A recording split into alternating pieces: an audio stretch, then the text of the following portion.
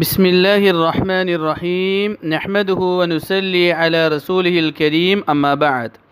കഴിഞ്ഞ ആയത്തുകളിൽ അല്ലാഹു സുബ്ഹാനഹു വതആല നിഷേധികളെ പറ്റിയാണ് അറിയിച്ചു തന്നത്. തുടർന്നുള്ള ആയത്തുകളിലും നിഷേധികളെ പറ്റി തന്നെയാണ് അല്ലാഹു അറിയിക്കുന്നത്. വലൗ യുആഖിദുല്ലാഹു النَّاسَ بِظُلْمِهِمْ ما ترك عليها من دابة ولكن يؤخرهم إلى أجل مسمى فإذا جاء أجلهم لا يستأخرون ساعة ولا يستقدمون. ജനങ്ങളെ അവരുടെ പാപങ്ങൾ കാരണം അല്ലാഹു അപ്പോൾ തന്നെ പിടികൂടുകയാണെങ്കിൽ ഭൂമുഖത്ത് ഒരു ജീവനെയും അല്ലാഹു അവശേഷിപ്പിക്കുകയില്ലായിരുന്നു. പക്ഷേ ഒരു നിർണിത കാലാവധി വരെ അല്ലാഹു അവരെ പിന്തിക്കുന്നു. അവരുടെ നിർണിത സമയം വന്നു കഴിഞ്ഞാൽ അല്പനേരം അവർക്ക് മുന്താനോ പിന്താനോ കഴിയുന്നതല്ല. ഈ ആയത്തിലൂടെ അല്ലാഹു സുബ്ഹാനഹു വതആല നിഷേധികൾക്ക് അല്ലാഹുവിൻ്റെ ശിക്ഷ വരുമ്പോഴുള്ള അവസ്ഥയെ അറിയിച്ചു കൊടുക്കുകയാണ്. അഥവാ അല്ലാഹു സുബ്ഹാനഹു വതആല നിഷേധികളായ പാപങ്ങൾ ചെയ്യുന്ന ആളുകൾ അവർ പാപങ്ങൾ പ്രവർത്തിക്കുമ്പോൾ, നിഷേധം കാണിക്കുമ്പോൾ ഉടനെ അവരുടെ മേൽ ശിക്ഷ ഇറക്കാൻ കഴിവുള്ളവനാണ്. പക്ഷേ അല്ലാഹു എങ്ങാനും അങ്ങനെ ഇറക്കുകയാണെങ്കിൽ നിഷേധികളായ പാപം ചെയ്യുന്ന എല്ലാവരും ഉടനെ നശിച്ചു പോകുന്നതാണ്. പക്ഷെ അല്ലാഹു സുബ്ഹാനഹു വതആല ഏറെ കരുണയുള്ളവനാണ്.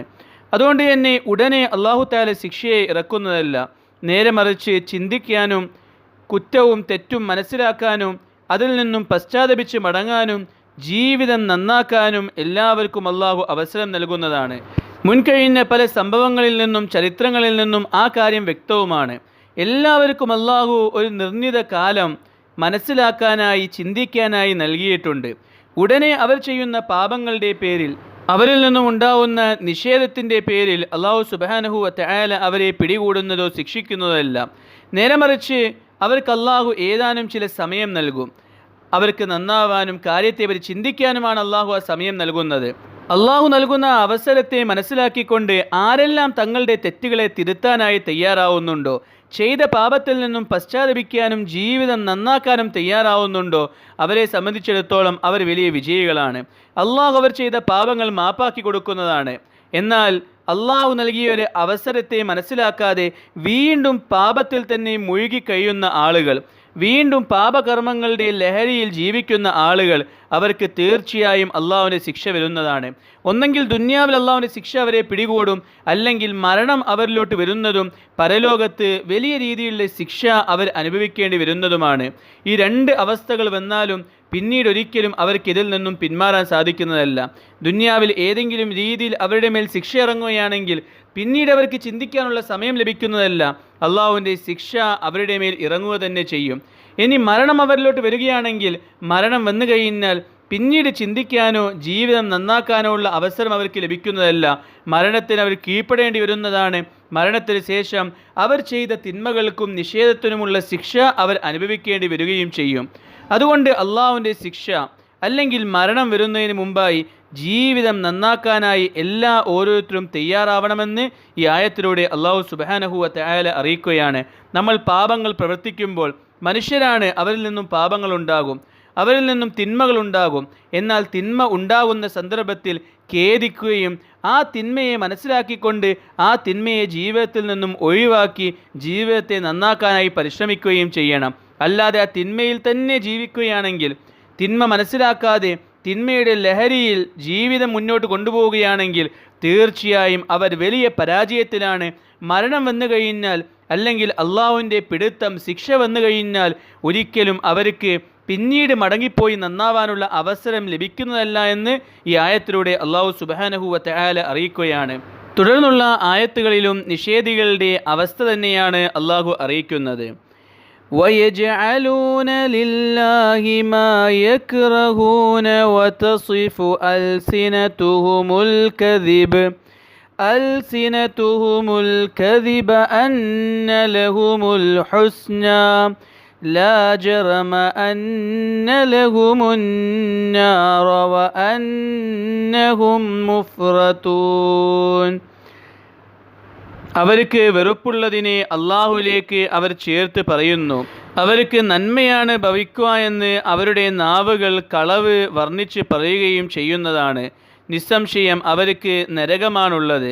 നരകത്തിൽ അവർ നേരത്തെ ഹാജരാക്കപ്പെടുന്നതുമാണ്. തല്ലാഹി ലഖദ് അർസൽനാ ഇലാ ഉമമിൻ മിൻ قبلك فزين لهم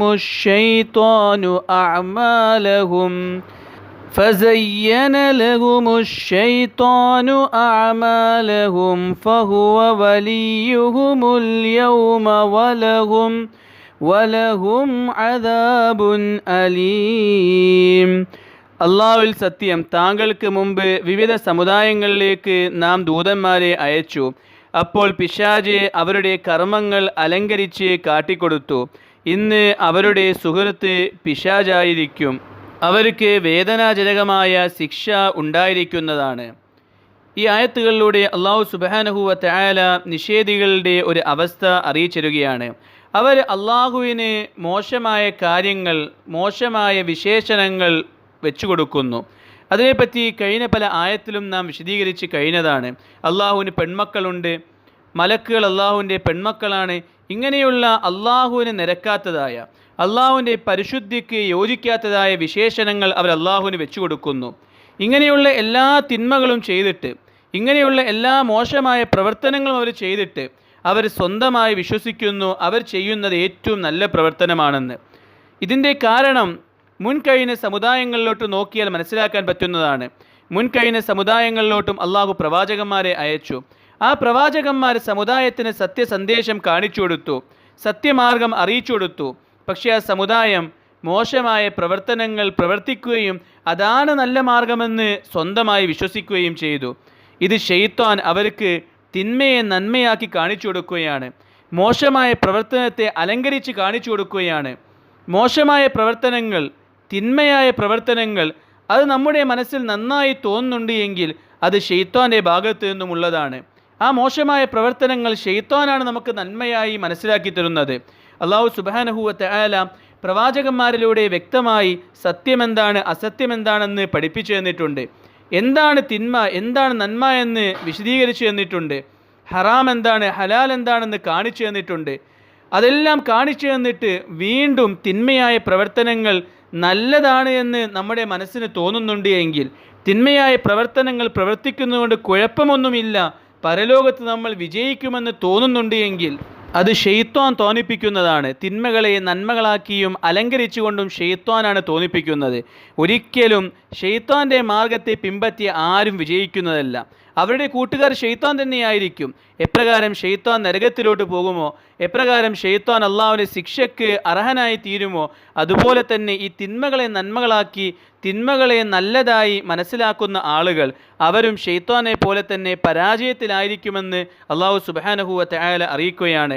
എന്നിട്ട് അവസാനമായി അള്ളാഹു തആല അറിയിക്കുകയാണ്, ഇങ്ങനെ തിന്മകൾ പ്രവർത്തിച്ച് കുഴപ്പമൊന്നുമില്ല, നമ്മൾ പരലോകത്ത് വിജയിക്കും, ഇവിടെ പാപങ്ങൾ ചെയ്താലും കുഴപ്പമില്ല, പാപങ്ങൾ ചെയ്യുന്നത് കൊണ്ട് പ്രത്യേകിച്ച് പ്രശ്നങ്ങളൊന്നും ഉണ്ടാവാനില്ല എന്ന് വിചാരിച്ച് പാപങ്ങളിൽ മുഴുകി ജീവിക്കുന്ന ആളുകൾ അവരുടെ വാസസ്ഥലം നരകമാണ്.